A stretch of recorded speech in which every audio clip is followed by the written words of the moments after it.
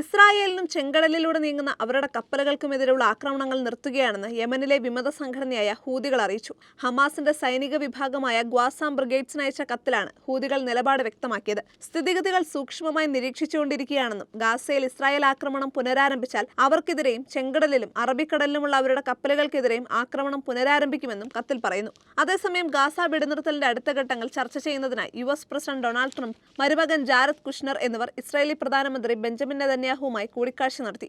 October 10 നിലവിൽ വന്ന വെടിനിർത്തലിന്റെ ഒന്നാം ഘട്ടം അന്ത്യത്തിലേക്ക് അടുക്കുകയാണ്. ഗാസയിലെ ഭരണത്തിനായി താൽക്കാലിക സമിതിയെ നിയമിക്കുന്നതും രാജ്യാന്തര സ്ഥിരതാ സേനയെ വിന്യസിക്കുന്നതുമാണ് അടുത്ത ഘട്ടത്തിൽ വിഭാവനം ചെയ്തിരിക്കുന്നത്. എന്നാൽ ഇത്തരം നടപടികളുടെ കാര്യത്തിൽ അനിശ്ചിതത്വം തുടരുകയാണ്. ഓരോ ഇസ്രായേലി ബന്ദിക്കും പകരമായി 15 പലസ്തീനികളുടെ ഭൗതികാവശിഷ്ടങ്ങൾ ഇസ്രായേൽ മടക്കി നൽകുന്നുണ്ടായിരുന്നു. ഇതുവരെ ലഭിച്ച ഭൗതികാവശിഷ്ടങ്ങൾ 315 ആണെന്നും തിരിച്ചറിഞ്ഞവ 91 മാത്രമാണെന്നുമാണ് ഗാസ ആരോഗ്യ മന്ത്രാലയം അറിയിച്ചത്.